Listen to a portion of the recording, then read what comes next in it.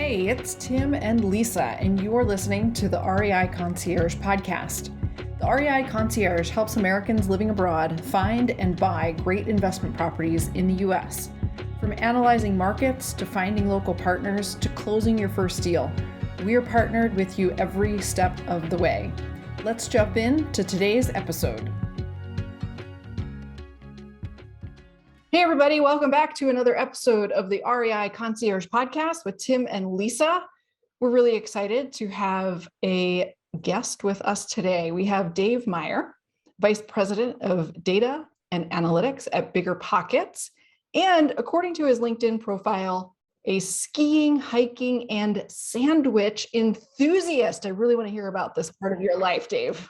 That's right. I mean, wow, I didn't know we were going to go into that part of my life before the real estate part. But yeah, I'm before moving to Amsterdam, which I'm sure we'll get into, I lived in Colorado for 10 years and big mountain guy and also huge sandwich enthusiast. It is my favorite thing to talk about and think about. So it's part of my both my professional persona and my Instagram persona, as I share a lot of real estate data as well as sandwich information to my emerging Instagram account. Nice. Well, the Netherlands. But we have to keep going down that hole. No, right? let me just say, like, the Netherlands will serve you well in the sandwich department, not so much in the mountain department. Yeah, there's no mountains here, but the sandwiches, I've been trying to find sandwiches that are like the big enough quantity to meet my appetite, because I'm a hungry person and they love sandwiches here, but it's like, you know, the bun with like one slice of chicken on it. And that's it. And that's it. Like, you can't get an American sandwich that has like 3,000 calories and will make you full for 12 hours, which is what I want. But you can't find it. If you get a bun. I mean, the Dutch sandwich is typically that one slice of dark brown bread with some sort of meat on it, and then like some kind of weird mustard sauce and lettuce. Broodgie. That's a sandwich. It's one piece of bread. It's a broodgie, yeah. Yeah, good. But it's not the same. But the frites. But I found for my birthday this year, my partner found a proper American club sandwich, like nice, overflowing with stuff. It was delicious. So that was, now I've been going back there very regularly. But I think you were saying, Lisa, like the produce is amazing. The food here in general is pretty good. The food, well, the produce is amazing. No offense to all of my wonderful Dutch friends who I love very dearly, but the Dutch food, not that great. But the frites are amazing. And if you have not been to the fries. Friet Atelier, you have got to go to Friet Atelier. In The Hague. Or I think there's one in Amsterdam too. Oh, it's a chain. That's right. Gourmet. I'll have to check that out. Check it out. Totally amazing. Yeah. All right. Eventually, we will talk about real estate. Yeah, I apologize to everyone who is not from the Netherlands or has lived there before or cares less about fries. But this is how we like to start our podcast. This is us. Lisa and I met in the Netherlands. Dave is living in Amsterdam. We got to talk Dutch stuff. So thanks for I guess putting up with us as we talk these things. But let's get into real estate, Dave. Enough with the frites. Enough with the sandwiches. Everyone go follow Dave on Instagram. They'll show you all the one slice Dutch sandwiches you can handle, and just wait for that big American one. So Dave, I mean, I'm a huge fan of Dave. Dave has started BP. I don't know if you started. I'm just going to say you started BP Insights, which is on the Bigger Pockets. Okay, he did. I'm right. It's on the Bigger Pockets platform. It's for pro members, and it's basically just like a number nerds mecca. Like, you can go there and just find analytics on every city in America, every zip code. And I have a jillion questions, as I typically do of our guests, but let's get started with you personally, Dave. Why did you get into real estate? You've been with Bigger Pockets a long time. You were with BP in Denver before you moved to Amsterdam. What brought you onto the real estate train? And then we can get much more into detail about how you pick markets and analytics and stuff like that. Sure. Yeah. So I got into real estate investing back in 2010. I was a year out of college. And I was going skiing with a friend of mine who was not, let's say, my smartest friend. And he was telling me about this real estate investment that he was doing with his girlfriend at the time. And it just sounded really good. I was like doing the numbers in my head and I was like, man, that actually makes a ton of sense. And then I got home and I kept thinking about it. I was like, well, if this guy could do it, I could definitely do it. And so I talked to my roommate at the time and started looking at properties. And I was able to raise some money and interest from friends and family because I had no money at the time. I actually didn't put any money into it. I started just by earning sweat equity and managing the property for free, or in exchange for equity, I should say.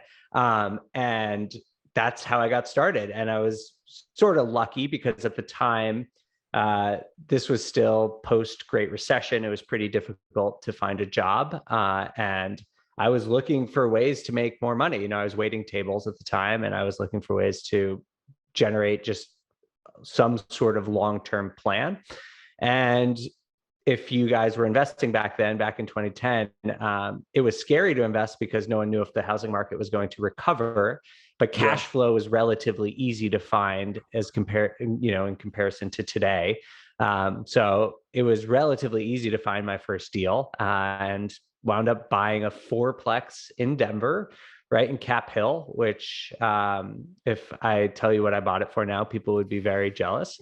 I guess I'll just say it. I bought it for... That property did okay for you. Yeah, 460 grand for a fourplex in Cap Hill. And so that's how I got started, and I really enjoyed it. It was a lot of fun. I screwed up so much stuff because I didn't look at bigger pockets or anything back then. I just was going, just flying by the seat of my pants, but luckily it worked out. That is awesome. Wow. So you said you bought that. I have a million questions just from that, but you said you bought it basically by managing the property for equity. Like what, I know, Brandon Turner, one of the big guys at Bigger Pockets always talks, or he wrote the book about getting into real estate with low or no money down. So is that kind of what you did? You just talked to friends and family, gathered the money from them, put it in, and then you said, hey, I'll work this property for my share of equity. Like, can you go into the details just a little bit for folks that are listening that haven't started yet? Sure. Yeah. I mean, basically, I wound up doing it with 3 partners and myself. And I basically was the property manager and did not just property management, but I would say maintenance as well. So like I was trying to earn equity however I can. And normally a property manager will earn 10% of income, but I really wanted to earn as much as possible. So I was painting and, doing all this work that I was, to be honest, learning how to do on the fly. So I was doing that. And basically in exchange, I was like working off a secondary loan. So one of the other partners basically contributed my share of the down payment. Plus, and so I was paying that back with interest, basically. So I got basically a secondary loan, plus I think it was like 6% loan. And so I was paying one partner back with my sweat equity as we went. And that was the foundation of my first deal because I had $0 to my name at that point and nothing to contribute. No, that's very cool. And I appreciate you sharing that because we do have clients that are like, okay, listen, I have the knowledge, I know kind of what I'm doing. I have access to capital from other folks, but I have no money myself. And, especially in this market now, it's like, how can I possibly get in? But there's so many creative ways. And I think that's one thing Lisa and I love about it is that, first of all, it's very forgiving. So if you make a big mistake and do everything wrong, like you said, like you're still going to be good, if you hold on to the property long enough. And second, there's just so many ways to get into it. Even if you don't have money, you can trade, your sweat equity like you did, or just kind of like your knowledge of deal finding. There's always ways you can contribute to the deal, even if you don't have that money up front. So I guess let's go into some of the things you did wrong real quick. We don't have to spend a ton of time. We don't have to focus on all the negatives, Dave, but I want to hear a couple things you did wrong. So hopefully people don't have to repeat your mistakes on that quadplex. And lessons learned. Yeah. Right. Like, because that's the biggest part about mistakes, right? Like, what do we learn from them? I think the biggest mistake just generally is just trying to do too much myself that I didn't know how to do. I shared this story the first time I was on the Bigger Pockets podcast and people still make fun of me about it. But like right when I bought the place, I placed tenants in the biggest units, like the biggest money maker. And there was no railing on the back porch. It was not up to code. And I was like, I could build a staircase. Like, sure. So I would like go over there every day. I didn't even like really own tools at that point. So I was just like going over there and I don't even remember what I spent all these hours doing, but I was there for hours just trying to build literally 2 stairs and a railing. I could not do it. And like, I was just failing every day and it was so embarrassing. And one day I just like pulled up to the property and there's this like beautiful railing there. And I was like, what? How did this happen? This is a miracle. And I like was staring at it and my tenant came outside and she was like, yeah, my dad was here yesterday and he was watching you and you were so pathetic that he just decided to build it for himself. So I was like, please, that's amazing. Thank you. Please tell me how much I owe you for materials, because that is the kind of, thank you for pitying me. That's and I guess amazing. from then on, I was like, I can learn stuff. And I did learn, watched a lot of YouTube over time, and now can hold my own, but really just learn that you hire professionals and you get what you pay for in the repairs and maintenance and contracting department, and it's worth paying for good quality work. That's the Awesome. best I love story. Yeah, that was the worst one. So where did you go? Let's keep on your track. So you did that. You're like, okay, this is going to work. And now I'm not even going to ask what it's worth now, but I would assume at least double what you paid for it in 2010. And good for you. But like, what was the next step? And just kind of fast forward through where you are today, I guess, and then we can talk about where you're looking in the future, especially from abroad, because that's right up Lisa and I's alley. So let's go into Sure. how your portfolio progressed from that quadplex. Yeah. So from there, the next thing I did was quite a few years later, and I wound up doing a house hack in a similar neighborhood in Denver, and lived in one unit and rented out the other two units. It was a threeplex. It was 1 block away from my house, the previous place. And I'm a big believer in investing in a way that suits your lifestyle. And I knew that I could manage more properties if I made it convenient for myself. And I did that. So I bought this place that was super close. And then from there, I did that for a few years. And then from there, the next place I bought was actually a primary residence for myself and my partner. And so we moved. And then I now have one other single family in Denver and a short-term rental in the mountains in Colorado. And that's about where I got to before I moved to abroad. And from there, I've been investing mostly in syndications, which I'm happy to talk about. But yeah, I don't have like this massive portfolio. I've been busy working at Bigger Pockets, and that is like I consider that my career, and I'm committed to that and not trying to retire anytime soon. So I'm going with the slow and steady approach. No, and I think that I appreciate you sharing that, Dave, because I think that's really important. And that's something that Lisa and I talk about a lot with our guests, is that like, and honestly, and we love Bigger Pockets, but sometimes people get turned off by how many doors do you have? How did you get there? Or, how many millions are you bringing? Blah, blah, blah.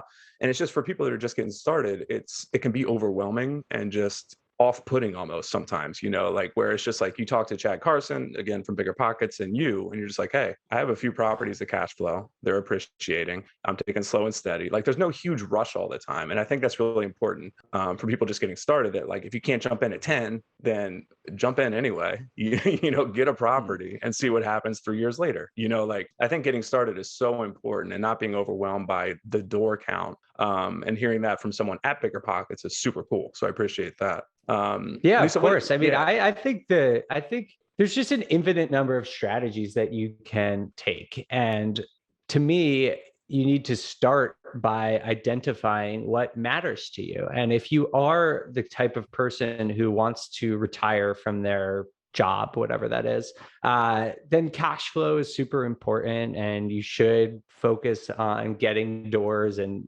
maximizing that cash flow. But that's just not me. And I think that's a lot of people, even on Bigger Pockets. It's a lot of people who want to work maybe for 20 years instead of 40 years, Sure. And that's sort of the approach I take, is like, I want a 20-ish year career, maybe longer. I probably never do nothing, but I like what I do. And so I don't spend every waking hour thinking about what I'm doing for myself. Instead, I get to spend a lot of my time using my skills as a data analyst to help other people learn how to invest in real estate and realize the benefits of this whole industry. Listen to the full podcast on Spotify, Apple, Google, or any of your favorite podcast apps.